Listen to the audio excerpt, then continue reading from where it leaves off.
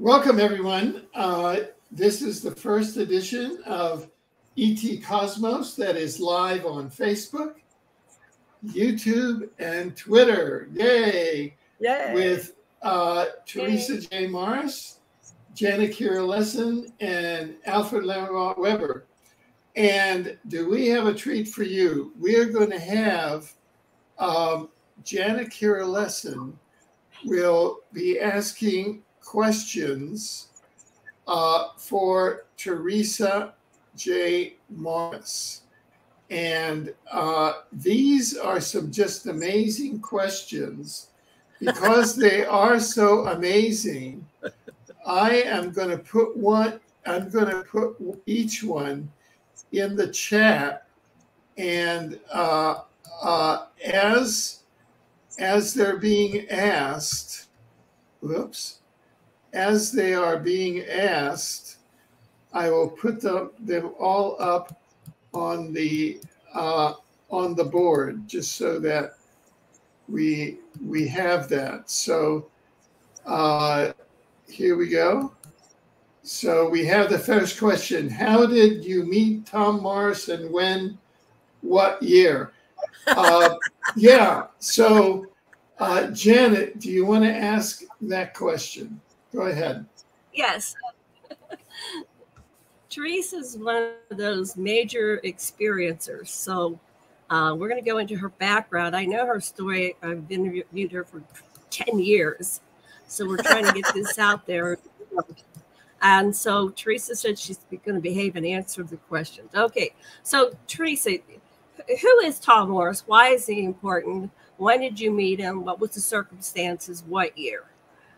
Tom Morris is, to be up to date on this report, he was a commander. He is in the CIA, and he is now deceased. He asked me to wait to tell his story of the UAP, or what we used to call UFO business, and portals into the Stargate until he passed away. So Tom Morris was in this world. He came back to 20 years and spent 2015 with me till, 1995 till he passed in 2015. So he did 20 years on this planet with me. What year? I met him April 8th, 1995. Next question. Okay, now. I can't hear Janet.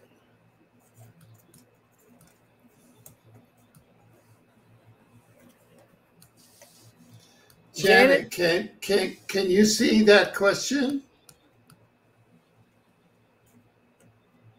Janet, I can't hear you. Janet, can you see that question?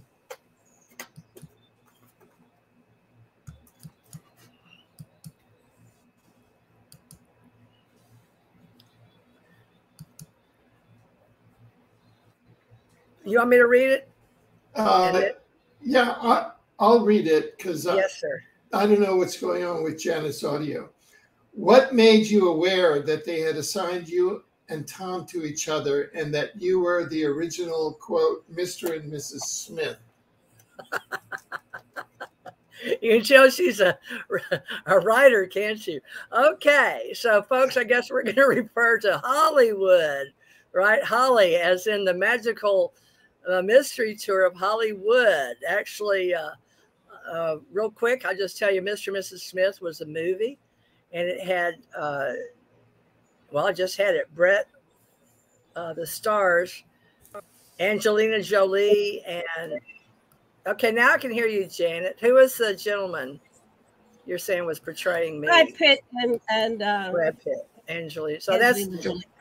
We labeled it after we had a Revolution live on our show. Tom was doing his last show. He knew he was dying, and he came and he wanted us to document this. I'm not even sure if it's still out there, but it might be. It's about, so it was 2015. But what we realized is that TJ and Tom were both agents, and they were assigned to each other, much like the show Mr. and Mrs. Smith. when they realized they get assigned somebody, they're supposed to track them down and report, you know, is this a good person or bad person? Are they a spy? Are they working for the Russians? Are they working for the Chinese? Are they working for us? This is all spy versus spy stuff. So live on our TV on our show was not video. We realized that they had been assigned each other, and they didn't know they had been assigned each other. So it was like, well, you know, oh my God.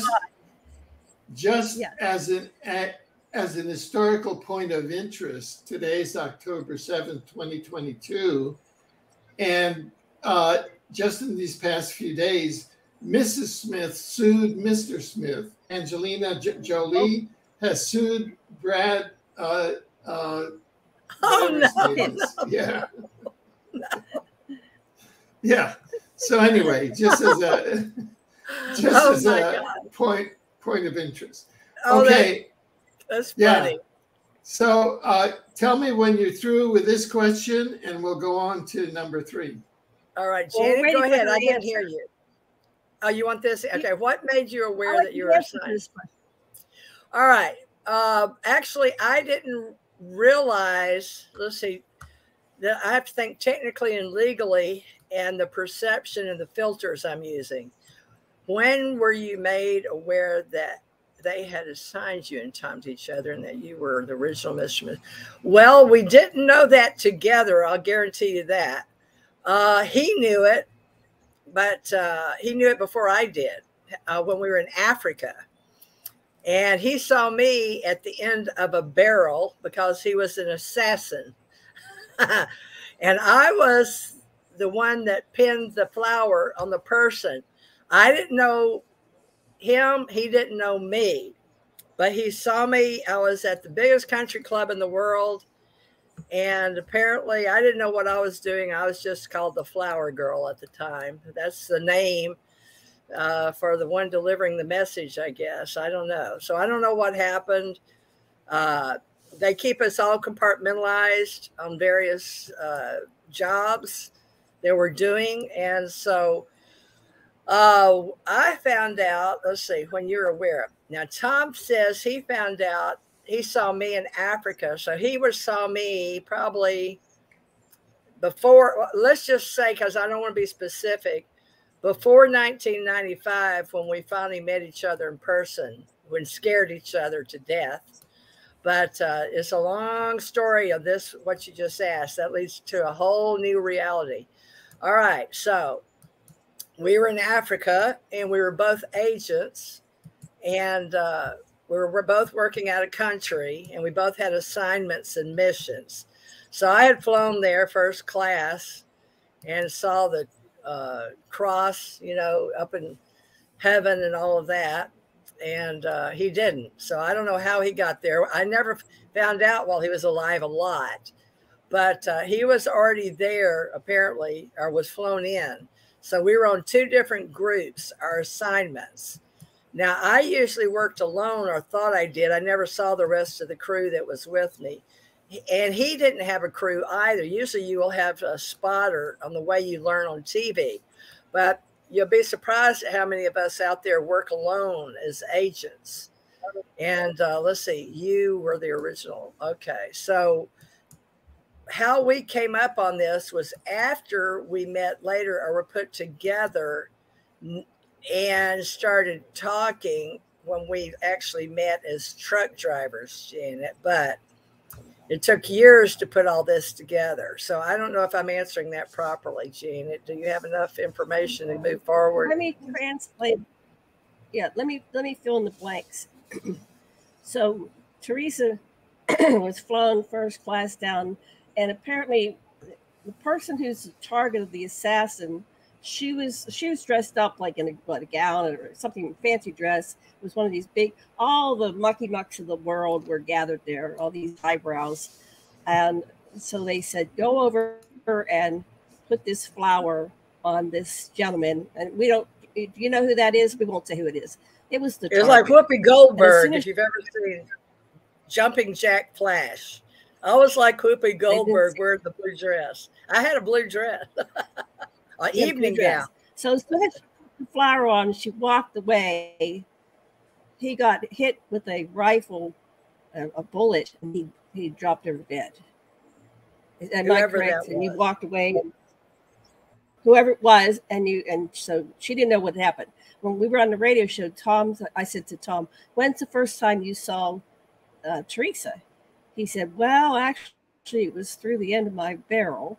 Now, Tom was genetically enhanced, so he could shoot a mile away, and he would always hit his target because he would use his mind. It would go right to the heart or right through the head. And so, you know, that's what they do with super soldiers. They're genetically enhanced, and they use their abilities to. He always hit his target, spot on every time. But this was someone that the government believed was a danger to the United States, and that's part of the programming that the agents get. They're patriots, and they're doing their patriotic duty, and they're the white hat, and they're the good guys, and they're saving the world from the nukes or whatever it is. Is that correct? TJ, can you hear me? Is that correct? You mentioned that something about you saw a cross in the sky. What was that all about? Is it the Southern Cross? The Southern Cross? Oh, I see. The stars. Okay. You have to be there. I was told to remember that. Okay, thank you. Now I understand the reference. You can only be in a certain part of the world to see that. Yeah, I just didn't know. Yeah, I just didn't know what the reference was. It was to the Southern Cross. There's the references to be made that I would remember it because I was checking into the embassy. Yeah. In another country. Well, yeah. So when did you make the referral to the original Mr. and Mrs. Smith when you saw the movie?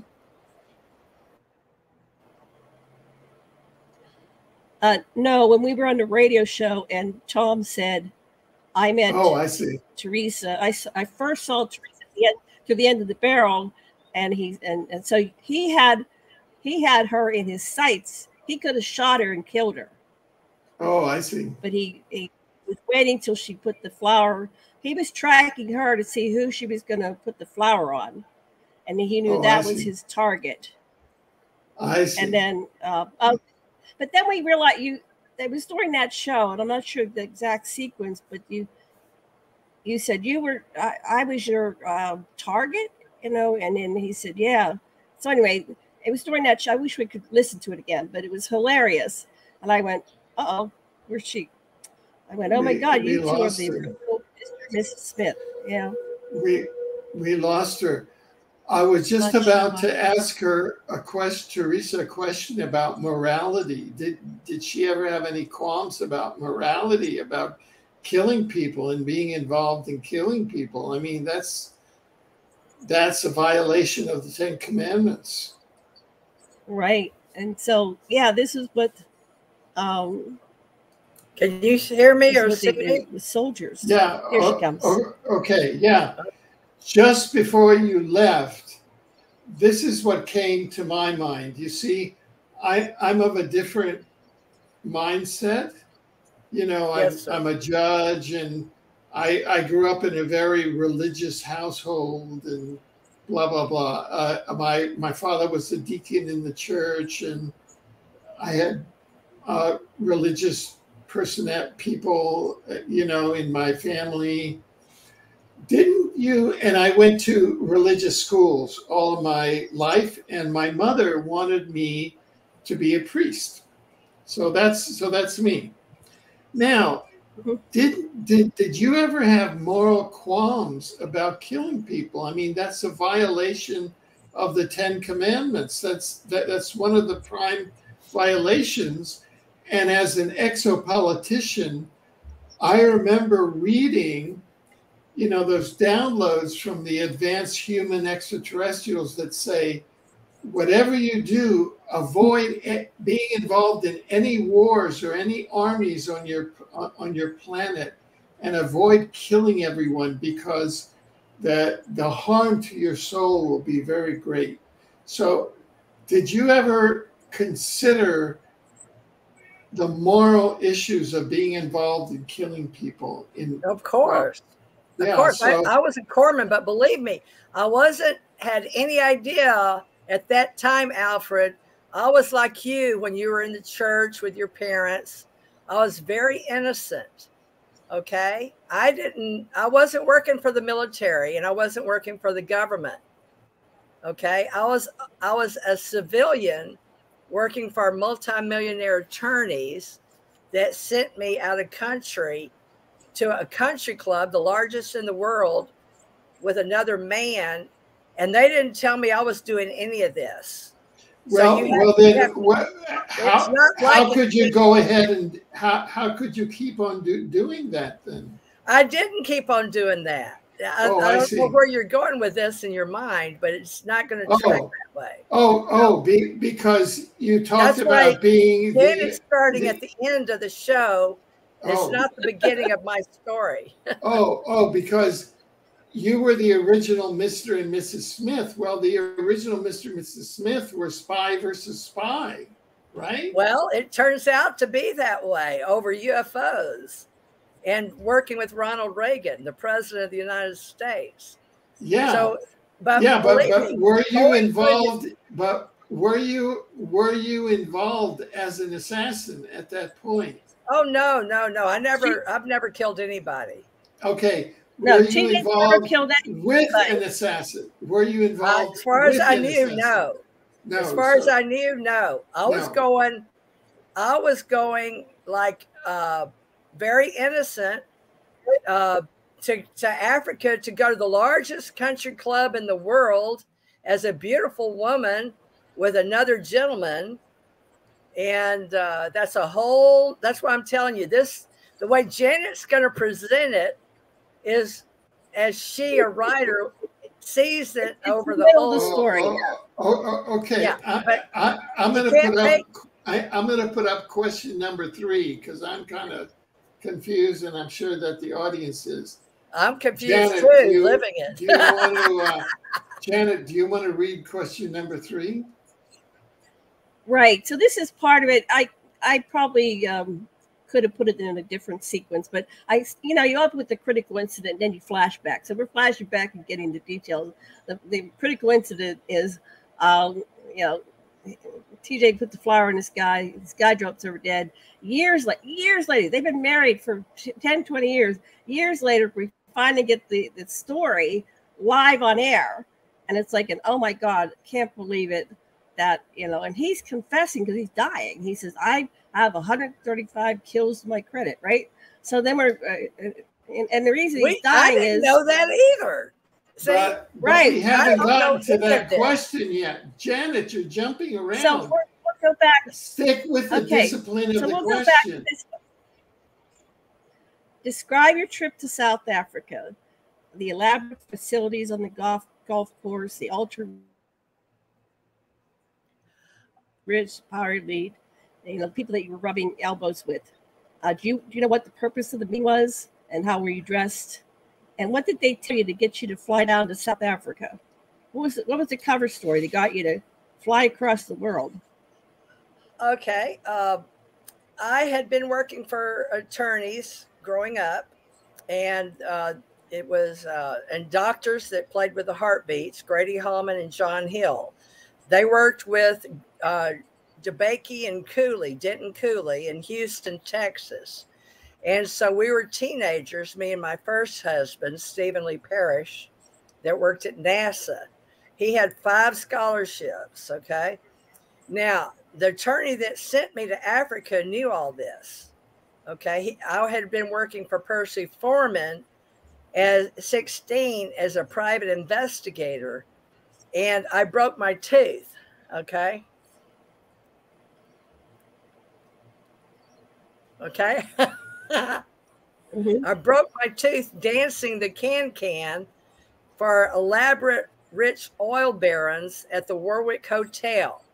So Percy Foreman, my grandmother in Louisiana, I was 16 now, Alfred, okay? I had been a majorette, a twirler, baton twirler for the city of Houston, and I was dating a very by the state of Texas. He had 5 scholarships, and his father worked for Grumman.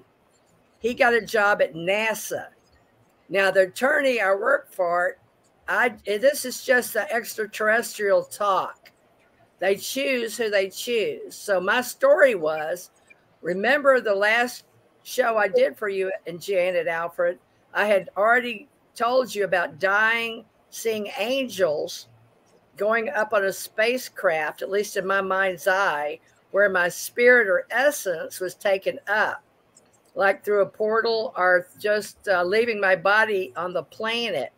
So this is the little girl that was Allie Clark in the movie Taken Up by Steven Spielberg, is the way children saw me as a young girl. Was you start off with the movie Taken. I'm the little blonde Allie Clark. And that movie through Lubbock and my family working for Los Alamos. Now, what does that movie got to do with Mr. and Mrs. Smith that Janet started with? Well, that to me, now that I'm 70 years old, looking back, is why I qualified. That attorney that knew about Denton Cooley, Grady Hallman, Houston, they all lived in multimillionaire houses where George Bush wound up having a home over in River Oaks. And then my family was all involved with that, but it's very complicated. But when I was a little girl and I was a teenager, they all knew I knew the doctors. Well, the doctors and the attorneys all helped each other. So when Percy Foreman was how I met Percy Foreman, I was on just 16 years old, and it was like Charlie's Angels. There were several girls that this gentleman had, and he wanted to entertain women being investigators for him. And he went off to Vegas, told his story to a friend of his that worked in Hollywood or something, and they at the bar discussed what became Charlie's Angels. Well, I was one of the first. I played about Kate Jackson. It would be that story, okay? So that story is how I got into being a girl that did investigations at the age of 16, working as a ambassador of goodwill, and Yvonne McCutcheons hired me in the Spinnerets, and my name got into the Houston Chronicle, okay, as Ginger Thurmond at the time. So that's how I wound up like being what you think is like a spy or a agent, but I didn't know that, because I was a teenager driving around in Cadillacs working for rich attorneys with a lot of rich doctors, and my husband worked for NASA. So I was just a kid having a good time, but I was taken into the office, hired as a private investigator, escorted up to Percy Foreman, one of the most well-known judge for defense was a movie made about him, or TV show. So I got to know Percy Foreman real good, and my grandmother asked to hire him. So she was, I guess, my angel. So how this leads to describe your trip to South Africa is the fact that I, as that young girl, never had any clue about going to Africa until years later, after working for this attorney, Newton B. Schwartz, attorney at law, that's now like 92. So Newton hired me he was the attorney for Percy Foreman, and he did the taxes when Percy Foreman was brought up on IRS, getting his taxes straight. So this is very revealing for a lot of people, because that's my story and I'm telling the truth. So the purpose of that meeting, I met people that own gold mines in South Africa. Now, I don't know, because these are very elite people in Houston, Texas. Rich, they're taking hearts out of people. DeBakey would take one out. Denton Cooley would put one in, or vice versa. So we've got heart surgeons. We got rich attorneys. We got Agent Orange later on. Is amazing. So what happens is all these ultra elite people in the United States, they were working on making the world a better place, from what I could understand. And I was asked, let's see, what does it say? Describe your trip. The trip was on a huge airplane, first class, with a gentleman that escorted me. And who did you rub elbows with? I could not tell you the names of people. All I know is I had to learn how to eat with the right forks and work from the outside in. And not embarrass all these very wealthy people because I was a teenager. And by the time I went there, I had grown up around these people. And I believe I was 33. And the purpose of that meeting, I have no idea. How was I dressed? Well, the man took me to, after we checked into the embassy in Africa and did whatever we had to do there, which I don't know. I'd never been in an embassy, a U.S. embassy before, or out of country, except to the Bahamas. So we checked in there. Then he took me and bought me an outfit like you see on Indiana Jones, khaki shorts, khaki socks, a hat with a zebra band on it. And I dressed up like that and went out on safari type things. And then flew over in airplanes and helicopters, seeing gold mines and saying, all of this is yours. I was like, yeah, right. Sure. Uh-huh. I'm just a kid, right? So they take me and then they dress me in a beautiful gown, and I go to the largest country club in the world, and I sit with all these people.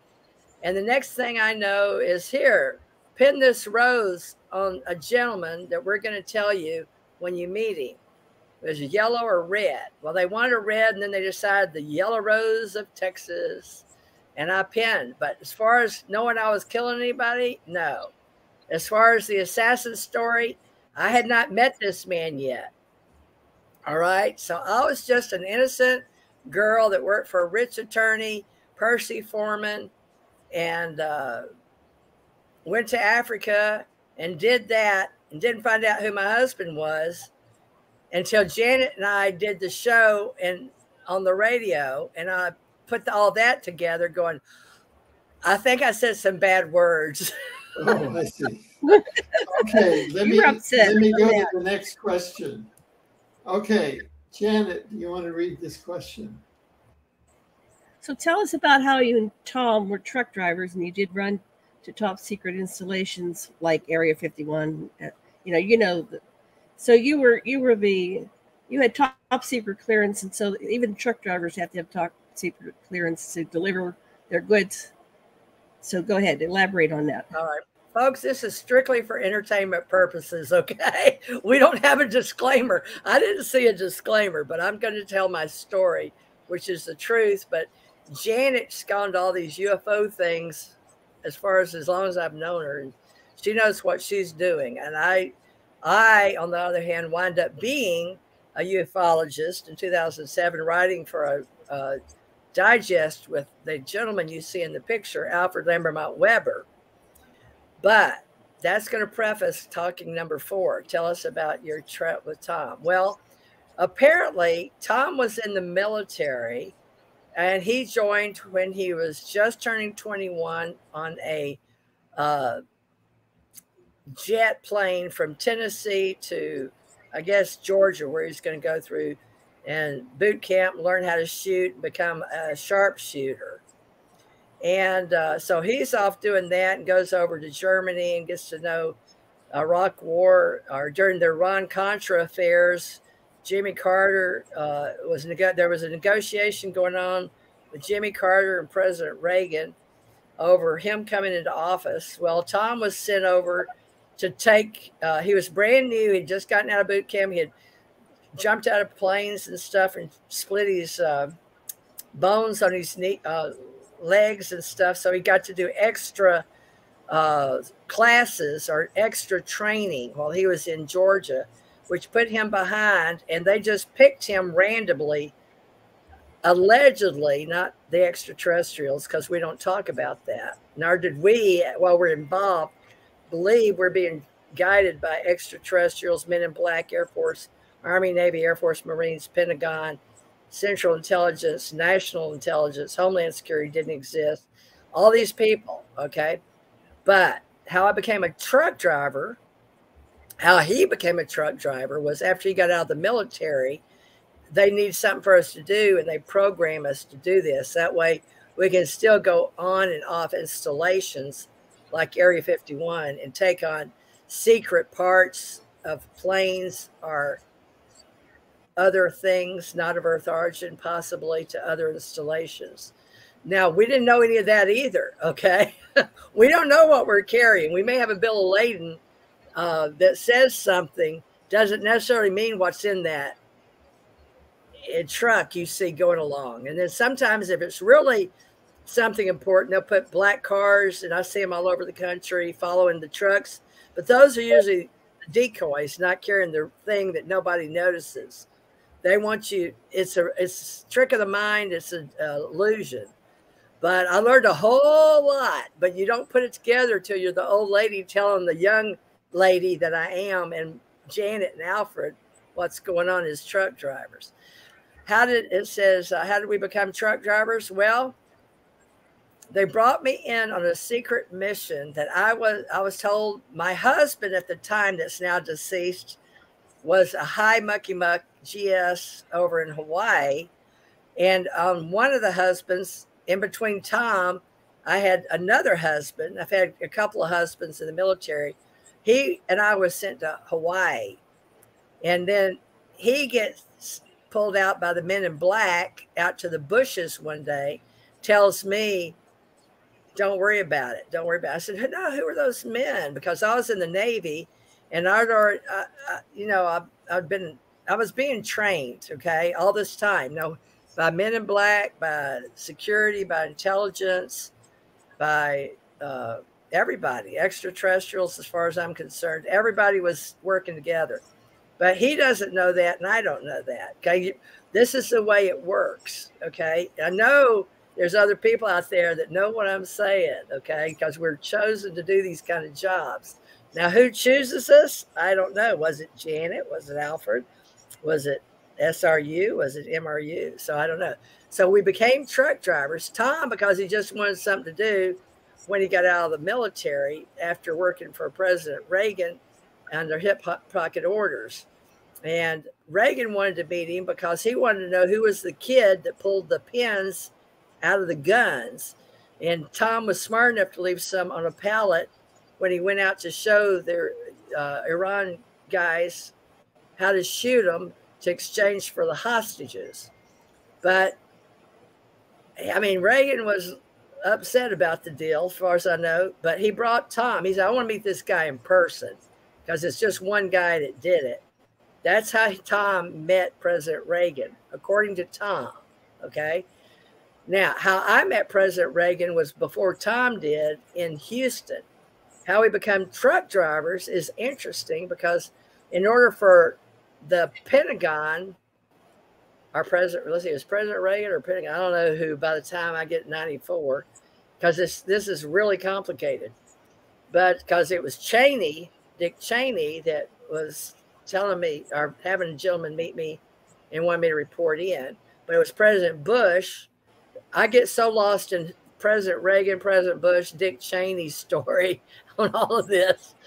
But the truck driving story cover is Tom was out driving so fast cross country, they couldn't, the men in black and the guys in the black helicopters couldn't keep up with him.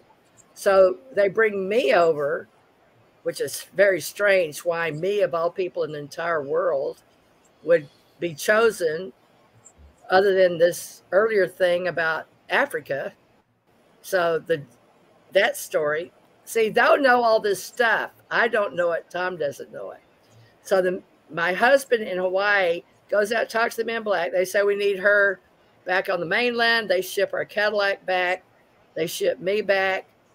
I go, and the men in black, I start going, I don't know, Alfred, that I'm being, I thought I was leaving the military. My husband takes me to meet Dolores Cannon, who is up on humans, on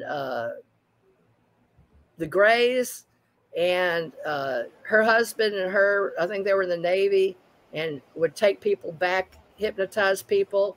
And so they already knew in the Navy when I was in Hawaii, because I was opening my big mouth about having died and then working with extraterrestrials in my own head anyway. So I asked to go see a shrink, which they wouldn't do because I had clearances and I was in personal information security to get to drive a truck. They sent me to Dr. Laura Sturgis, and she put all this together. So all this goes together. I come over because Tom is driving coast to coast, and somehow they chose me to go after Tom. So they take me in Oklahoma. I have to go through commercial driver's license, CDL. These men are like going, oh, aren't you scared? But they knew who I was going after. I get a weapon. First time I get a gun since Navy and trained in Chicago. But I'm given a recorder and I'm given a weapon. Okay. And now I'm like, I don't kill people, you know, but they know this is for your security while you're on a truck. So anyway, I go out, meet Tom. First thing he does is brilliant. He finds my weapon and we get into who do you work for kind of scenario. But it was very odd that they sent me out to truck drive because they wanted me tracking Tom, finding out where he was and what he was doing. So it took a long time before we put all this together. And yes, we went on top secret installations. We carried things in. I worked, I pulled for the U.S. Treasury. We were on and off Area 51. Rick Doty talks about that too now on Gaia TV. So I'm talking about it with Alfred Lambremont because Janet has bugged the heck out of me to put this story together. Yeah, no, this is, the next question is part of this. Tell us how they took you and Tom in a van with covered windows and another couple to Area 51. What year, the 1980s or 1990s? Is that sort of the same thing? Okay, that is El Paso. Now, what happens is we have here comes the secret. See, this is complicated, but the reason it's been so complicated is it's taken years to learn different threads. So don't judge me because I didn't know all this either, okay? So you're learning stuff. Y'all are getting the cliff notes. Alfred, as you said, you worked at University of Texas in psychology, have a master's. So, you know, you're getting the cliff notes of my whole life, okay? My whole life is this story with extraterrestrials, death and dying. So Janet wants you to hear the story, cliff notes. But I don't, you know, I don't know how the extraterrestrials fit into this because I just hear the word extraterrestrials now and then, but I don't know how they're fitting into it. So I don't either. That's your job. You're the judge, right? But you don't say, and then I met some extraterrestrials, you know, or something. I've already met extraterrestrials, remember? You remember my story last week? Although this is series 1, episode 1, folks. We all have a history. So I've already met extraterrestrials. We'll go back and cover the early years. All right. We're right in the 80s and 90s. I kind of, yeah. So. All right. Tell us go how ahead. they So you and Tom get in a van. How did you get in this van that has covered windows and with the? Yeah, she'll have to write the backstory on this stuff because we don't have that many hours in the day. All right. Oh, so yeah. Tom We got. All right. Tom and I was showing Tom this is complicated because it's a lot deeper than, I mean, living it and breathing it and being it in physical form. It's a lot more, it's scarier. It's different. You don't know what you're doing. Nobody's giving you cliff notes like you guys are getting now. It's like being born and nobody tells you how to be a human. Okay. That's just the way it is. You don't get told how to be a parent. And I was a parent. You don't get told how to be doing this kind of work I'm doing. And so they sure didn't tell me where I was going in a van with covered windows, but they come out of, one of the guys that knew about it was Art Bell. And he and I were talking. Art Bell was a famous, how he fits into this whole Allie Clark story taken up with Steven Spielberg and me. Art Bell and E.T.'s and Janet and Alfred. The covered windows are the buses where they take people in and out, and the vans in and out. Now, Tom and I were sent over to El Paso on several occasions, including the Bosnian War. But he and I were working 80 to 93, 1980 to 93. So this is another couple, Area 51. All right. So what happens is I discover now this is later on in the story, okay? I discover the brand or the symbol, like Jordan Maxwell, God bless his soul, died this year, March of 2022. And he was working with me too, Jordan Maxwell, to solve all these mysteries. He's a great Ghostbuster or symbol person. Janet, you know what I'm talking about, right? Jordan Maxwell passed this year. I'm not aware of what symbol you're talking about. I'm just aware of the story that you were in the bus with another couple. You stopped somewhere and they had vending machines and spray. Okay, that's that episode. Okay, go ahead. This is part of this covered windows, the couple. All this has to do with symbol busting, all right? And Jordan Maxwell and teaching me everything has a meaning. All these are very important players in what you two probably know, that you probably heard on History Channel or something, or going to these events or whatever. But I know Alfred's been doing this for years and years and years and didn't have all the pieces put together yet. But the symbol was extraterrestrial. And I got a symbol sent to me while I was in Hawaii. And it was before we had the internet, Alfred, in the 80s. Now, the covered windows and all that have to do with us working underground. So everybody that pretty much knows we have underground tunnels, and we, as truck drivers, take stuff in and out. And, you know, it's back in the day when they had the silos and the Cold War. Before that, back in the World War II and III. Wait, excuse me, we haven't had, well, we're in Information 3. Okay, never mind, excuse me, 2. Sorry, time traveler, going back. Whoop, whoop, whoop. Okay, back to covered windows and another couple, Area 51. That is while he and I are discovering who each other is, but we don't know yet.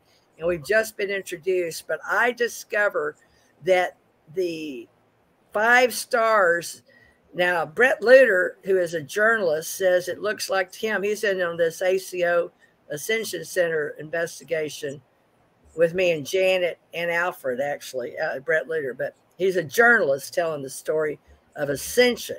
Now, Brett hurt my feelings because he says, what's this Subaru symbol got to do with the Ascension story? It has everything to do with it, because we're talking about extraterrestrials and what we use in the secret space program. Okay, there is a real secret space program, always has been, always will be, and it goes all the way back 13.8 billion years or whatever. But when you bring all of these billions of years going back to the universal order of things and all the people in the hierarchy, they have symbols. And this is how we recognize each other and what we use in intelligence and counterintelligence to make sure people know without people knowing. So it's like on Harry Potter, you have those that are metaphysicians, and you have the mundane or the mogul or those that don't know. And it's like in the Matrix, you have those people inside the Matrix and those outside the Matrix. And then these covered windows and everything are pre-internet. So please remember that. So pre-internet, in the mundane world of physical reality, we use symbols. Now, Janet wants me to tell this story because it's all about being underground and meeting extraterrestrial biological entities. Right. All right. Now, Janet, go to the next one, because we don't have enough time to go into the next one. Underground story. Yeah, because I'm trying to, Go ahead, Alfred. Next story. Next question. Okay. Well, this one, let me just bring it over.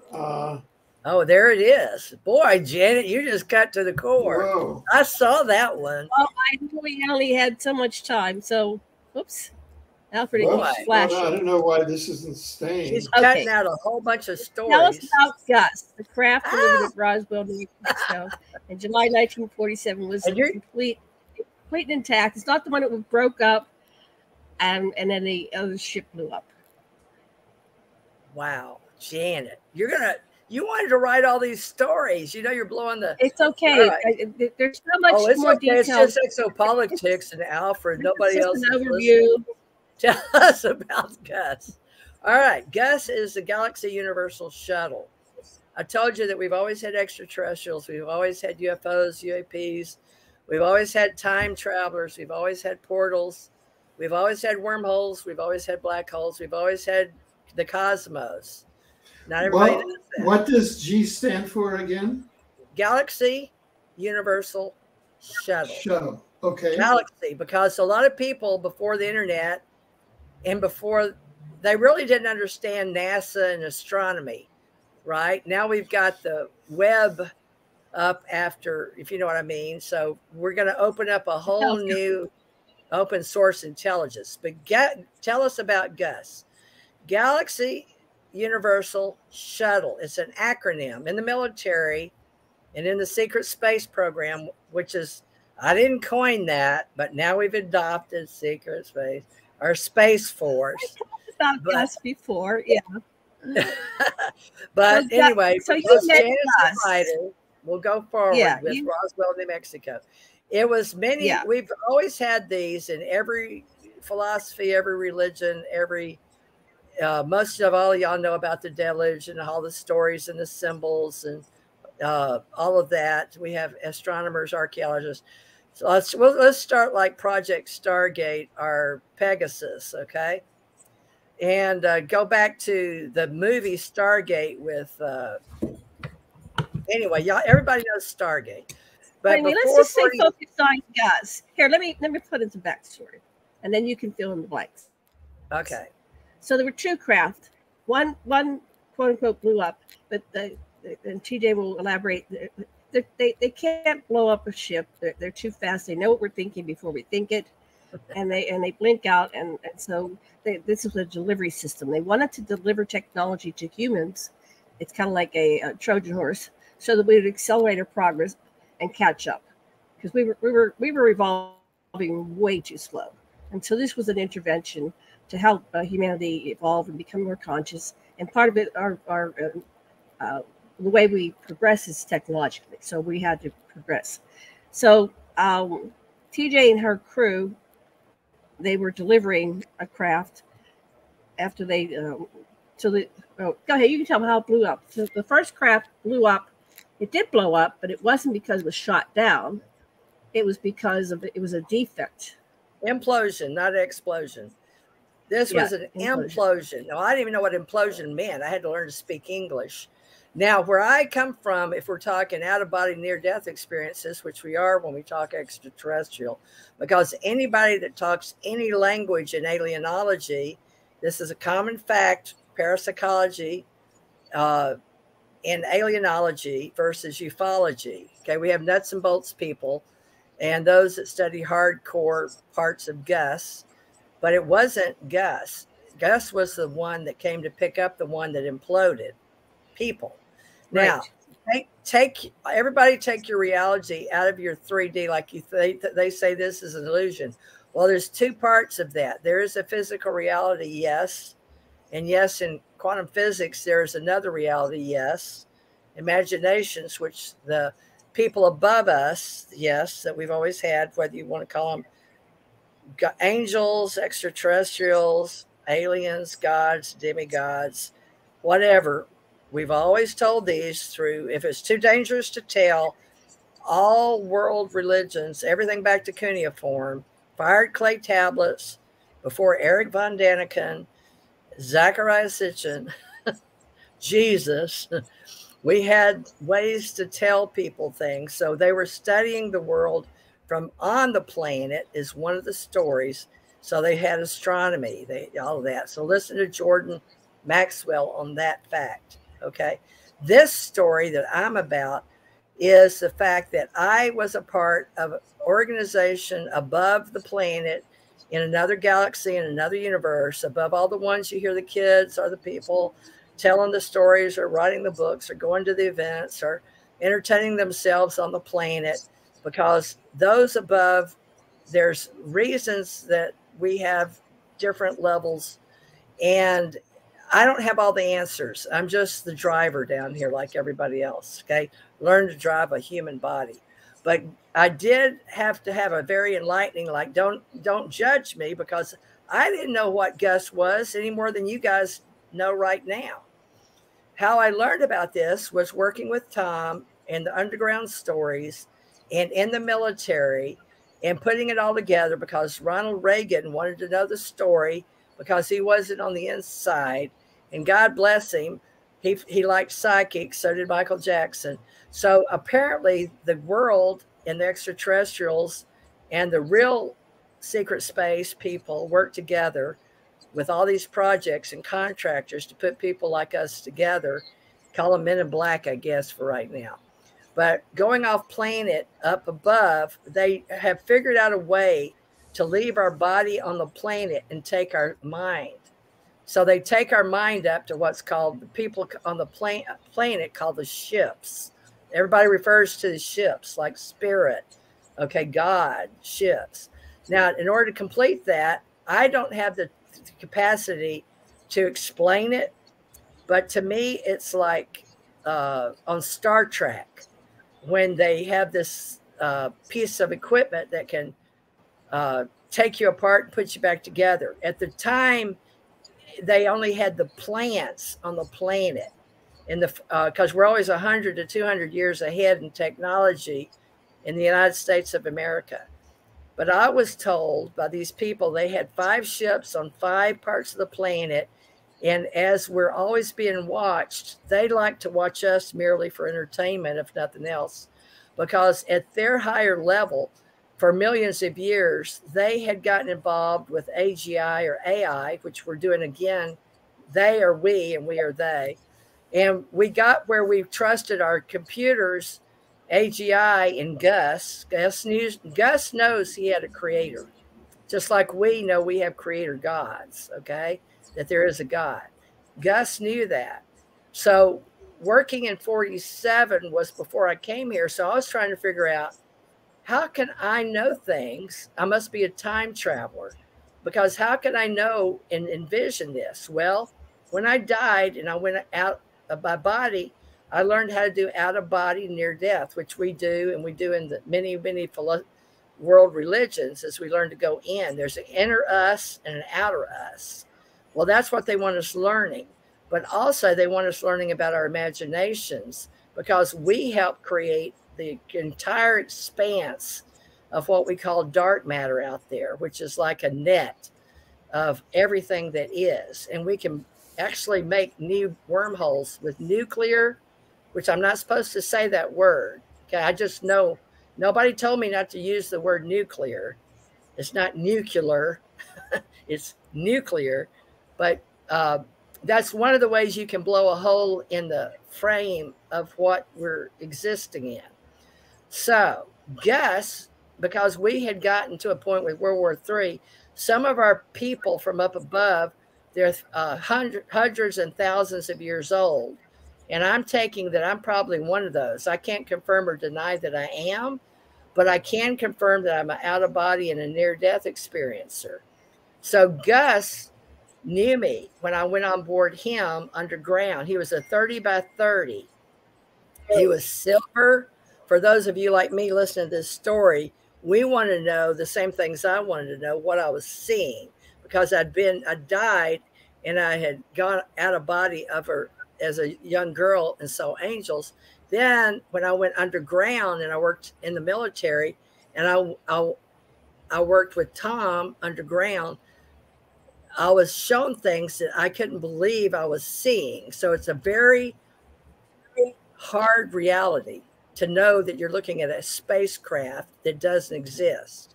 Now, remember, on the last show I did with Alfred, I was up at 8 years old and my relatives worked at Los Alamos, Sandia, all that stuff. So there's the ancestry connection.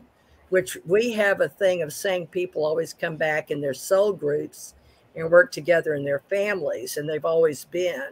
So off planet, we say God has always been, but it took me a long time, many years on Earth, to get these beings to explain this to me. And Tom didn't want to talk about God in our future. So Gus, Tom, and me had a little discussion. And so we went off planet, and some of the, what were they called? 17s at the time, TR3Bs, or did those come later after 17s? Anyway, they came after us and Gus, the ship, when we left the planet. So you can do that, but here on space, you can only, we have a bubble around us on this planet, and you can't leave it. And it's planned that way because of gravity. And in physical reality, your body can't remain in space because you atrophy. So NASA knows that, okay? They know somewhat about extraterrestrial spacecraft. Now, that was kept secret from all these years because we were fighting in a world war with Russia, Hitler, and all these people trying to say we are alien extraterrestrials from up there in space, and we came after the blue people, but we like the blue people. We came after Atlantis, Lemuria, and after the Lyran Wars and all these wars up there, and we're not the Anunnaki, but we understand the Anunnaki, and there's many, many universes. So I had to learn this isn't the only universe, but you got to remember, I was born on this planet, and I was lucky to know about galaxies, much less universes. So this thing I learned with the Galaxy Universal ship that I was thinking came down in Roswell, New Mexico. Now, the story that Janet wants you guys to know, or for her to tell in the books, is the ship, the 30 by 30, came down. One imploded, the beings up above me that I work with, okay, and the UAPs, unidentified anomalous phenomena, they're more godlike to me, but they have a council with above council, and there's the Ennead 9 philosophical that tends to this world, and your psyche, your parapsychological, your philosophies. And above the Ennead 9 is the Council of 12, and they're like your ascended masters, and they work with Maitreya and Buddha and Jesus and all those people. And then above those, we have the Supreme High Council, okay? That's just in the lower universes. So you have the universe, multiverse, metaverse, xenoverse, then you have the omniverse, and then you have the alphaverse and omegaverse. Now, those are human words that were adapted because where I relate to as what's called an ascension cosmos oracle is the fact that I've died and come back and died and come back. And like a bodhisattva or a guru or somebody like that, a teacher, samyase, is the fact that we come back because we're told, like I was told when I died, all the people on the planet will be your people. And I'm going, huh? I got 4 kids. I just want to go back. So that's part of the story. Now, the implosion happened. We don't know why at the lower levels. Maybe the Supreme High Council knows. Maybe the Ennead 9 knows because we had Star Trek.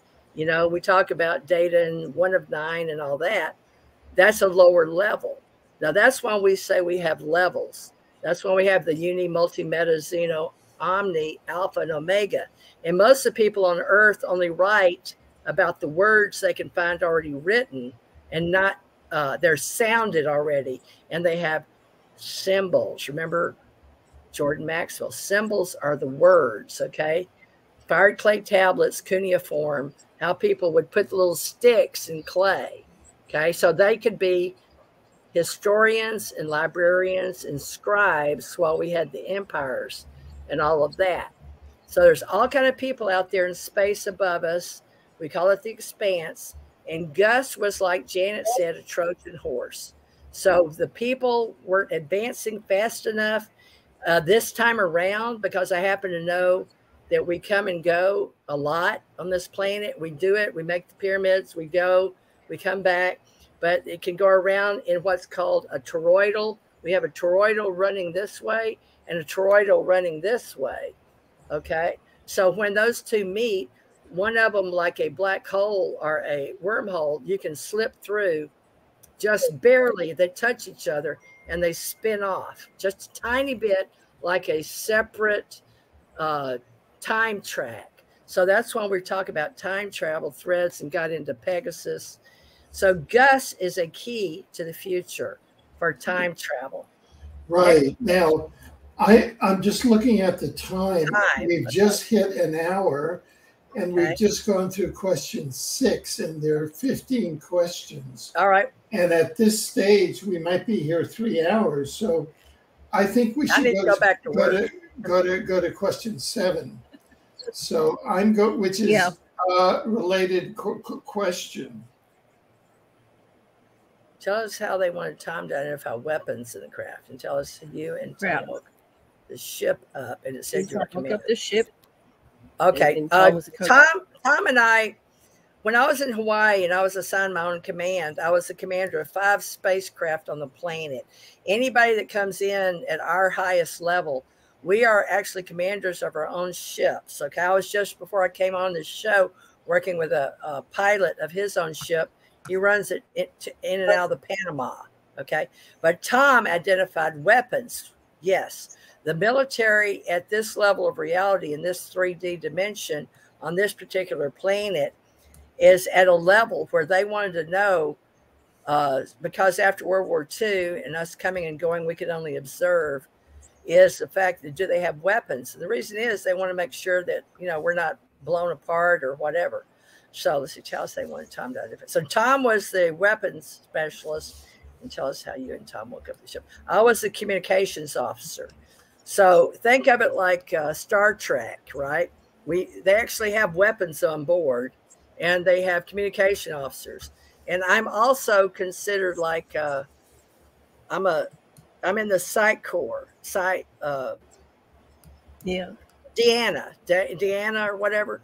So I read minds, and I read various groups of extraterrestrials. I'm allowed into that core, meaning I'm trusted. It's very much about love, honor, trust, major trust, working with various groups at the highest council levels.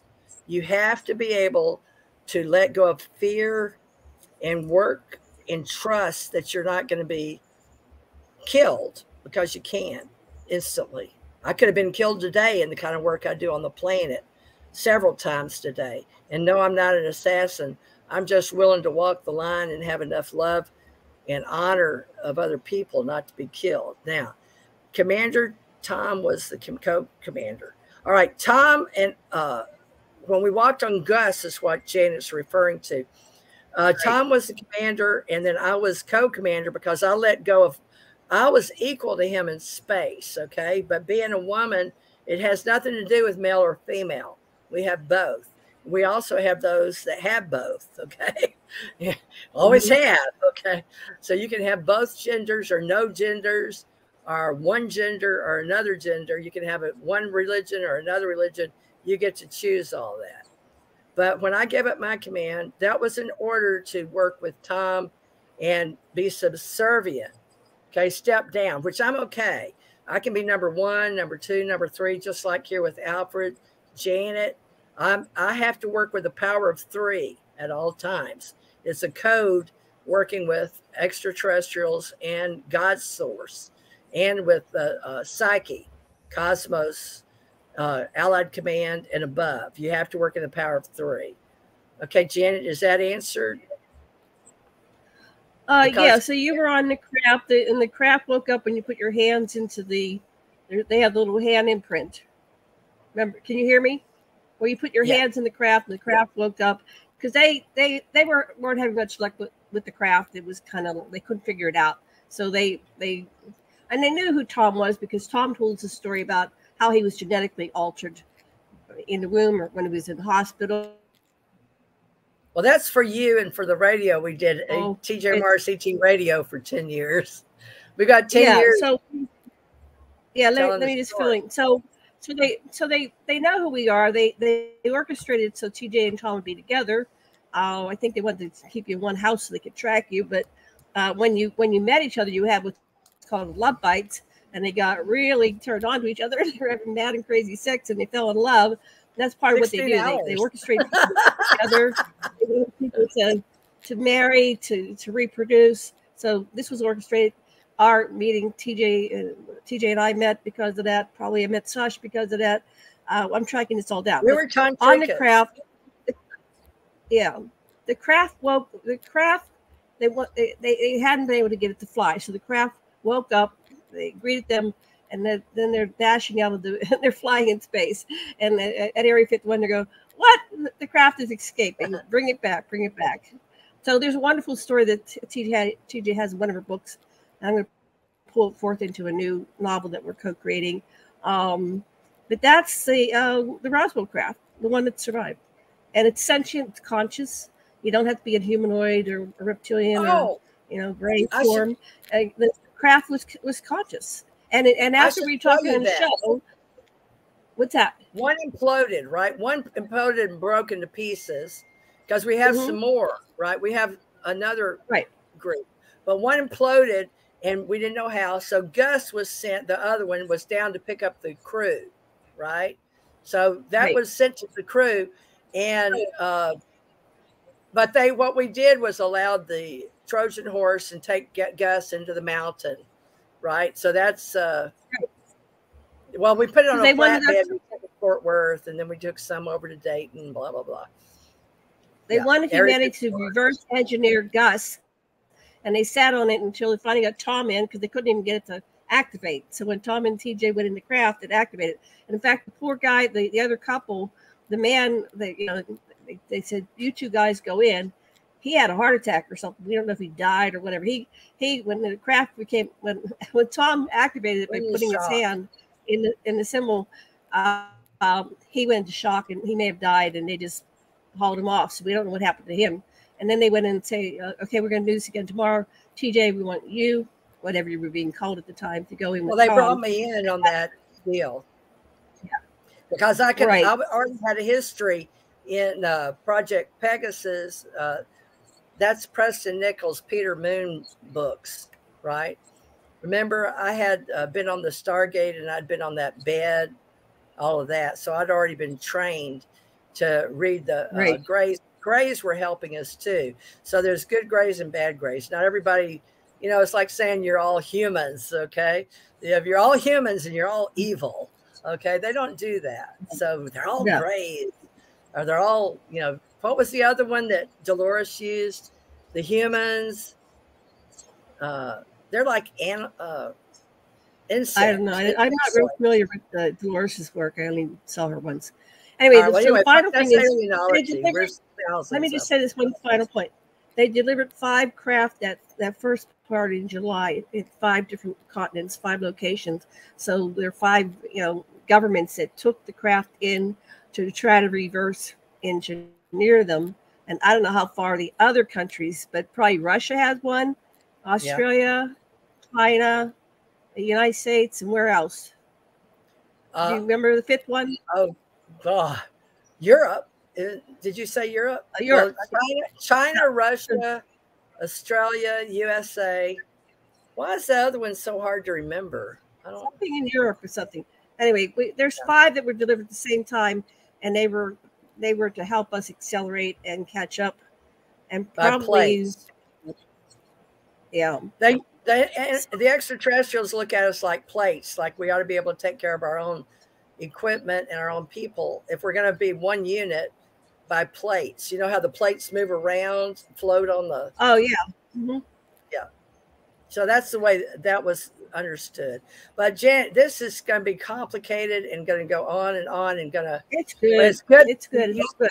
I chose Alfred, folks, because I was guided. Here comes something that should be interesting. Okay. You told me the story of how you met Reagan at a fancy event. Oh yeah. And okay. They made both of you look at each other. I'm just a kid, okay? I'm not putting together that when I died in the 2nd grade, I saw angels or the Ally McGraw, the Taken movie. Hadn't seen that yet. We didn't have the internet, okay? But these are back in the day, and we had the Astrodome. Okay, this was a big deal where I grew up in Houston. I was born in Monroe, Louisiana, and my parents divorced, and my mother married her boss. It was a financial accountant thing, and my dad was an accountant, and he went off to Alaska and bought land in Alaska and worked with the auditor of the state of Alaska and all that. But that was my biological father. And my mother moved to Houston, and I got to go to high school there. I went to high school in Monroe, West Monroe. We were the rebels. I don't think you're even allowed to say that anymore. But we had antebellum dresses, which I know I watched The Bachelor, and the girl and the guy left the show over those antebellum dresses. But this was history, folks. I mean, we lived through it. We didn't know. So, I mean, yeah, everything's bad now, but it wasn't then. So I was in Houston, and my first husband, not Tom, okay? There's Stephen Lee Parrish, the first husband at NASA, the attorneys and all that. He's the one that I was able to go. He was playing in Girl Like Entertainment, and all these beautiful, rich people have these coming out parties, and they have big things. I think it was before I don't remember, because we'll have to look at the time gate, or what do they call that, linear? Janet, what do they call it on the year? It's 365. Just say, so how did you meet Reagan? Yeah, we're going to wrap this up. On the timeline, a linear timeline. How did you timeline? Yeah. I met him at the I think it's called the Astra Hall, is the way I remember it. And they, somebody in the world decided I was going to meet Reagan before he was president. We'll say the Men in Black are extraterrestrials. I don't know, because these guys are always in black. So I figure they're either working for the government or they're working for extraterrestrials, or both. Tom and I decided they were both, because we couldn't figure it out. And we were on the inside loop, right?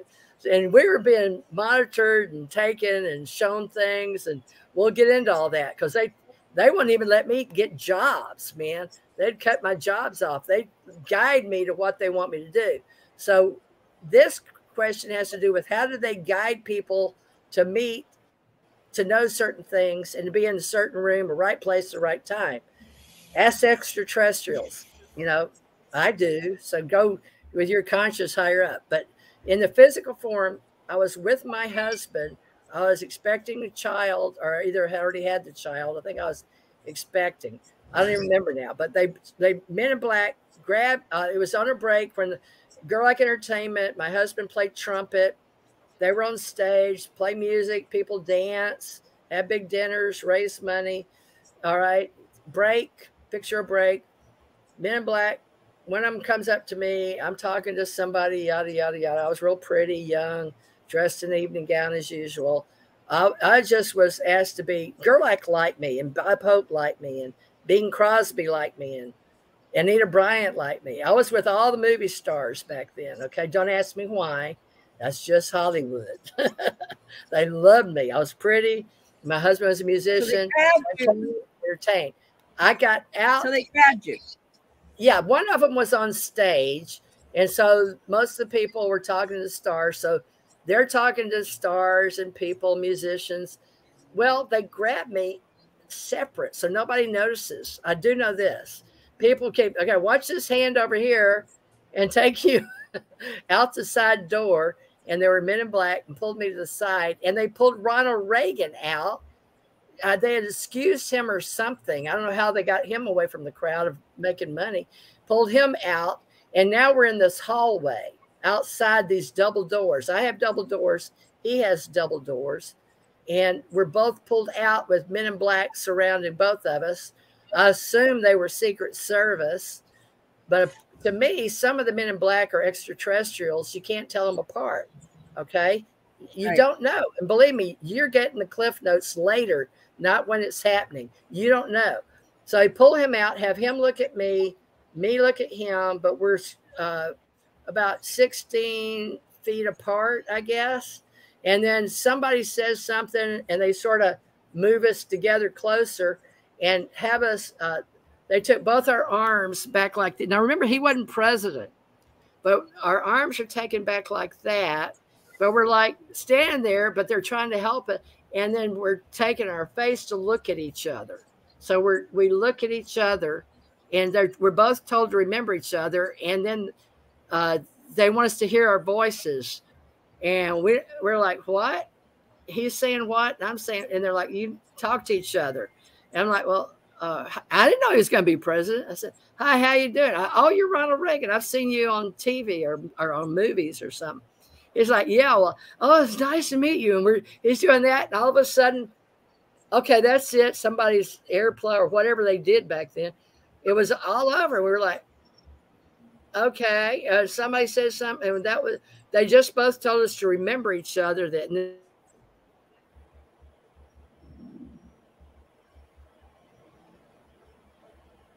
Oops, you're frozen. Oh, I wonder TJ's frozen. What occurred to me when she comes back. The question that occurred to me is, why would they do that? What's the function of that? You know, why would they do that? I.e., yeah, why would they do that? Yeah, and now she doesn't know. The next, yeah. Okay, so are you back? Hello? Why did they do that? Theresa, are you back? TJ. TJ, are you back? She's frozen. I don't know why. Yeah. Okay, so here's question number 9. Maybe it had to do with question number 9. Right.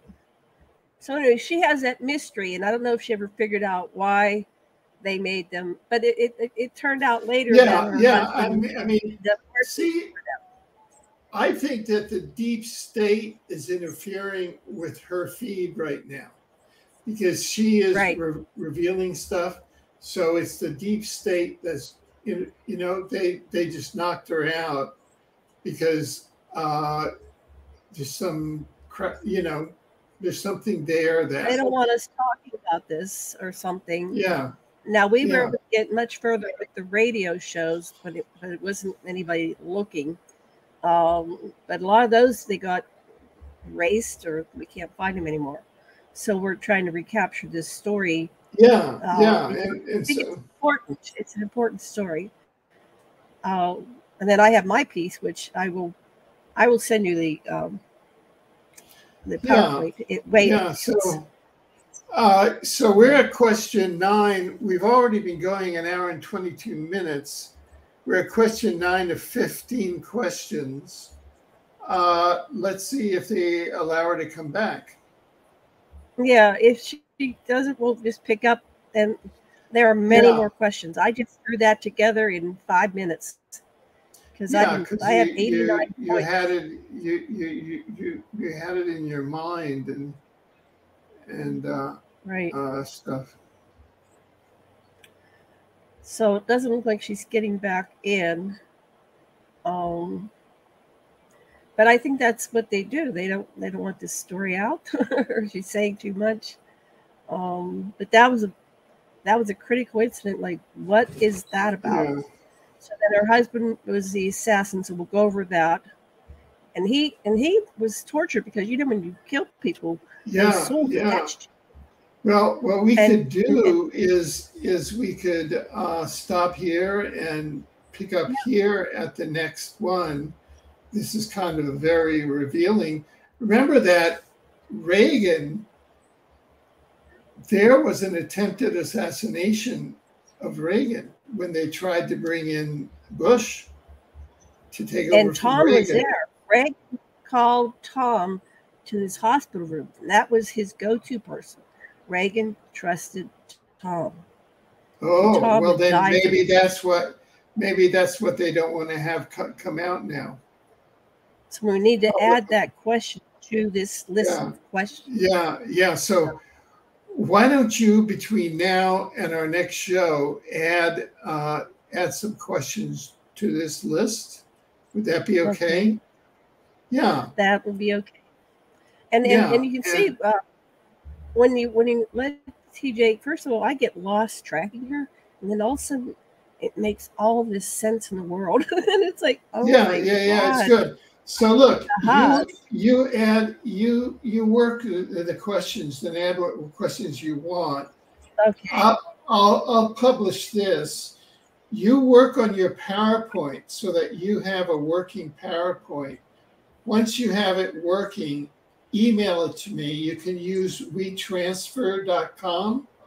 There's a program called WeTransfer. Yeah, that's or you can send it to me via email. But when you send it to me via email, it didn't arrive. You see what I'm saying? Right. So it might be because it was, and I'm going to make it smaller. We can stop one presentation and go down the other. 141 slides is a huge PowerPoint. I get carried away. I just start. Yeah. Every time I get into it, I have slow consciousness. You can break that up into three presentations of 40 each, you know, or 30 each. It doesn't look like she's coming in. Nope. And so, well, okay, we had one comment from Patrick Bellemare who said, quote, "If the American people knew what we have done, they would string us up from the lamppost." George H.W. Bush. So there you go. And well thank you. Yeah. So thank you very much. Then, do you want to be? Yeah. Do you want to be in touch with TJ and just tell her what occurred? And when do you think that the next? Should we wait a month or should we wait a week or what? What do you think we should do? I'm ready to go because So why don't we do it? Why don't we do it next? Why don't we do it next? Why don't we do it next Friday at 5? Okay. Okay, that sounds good. Okay. Okay. I will call her here. Thank you. Okay. So we will see you then. Thank you very much. This is the end of the broadcast. Goodbye, everybody. Thank you.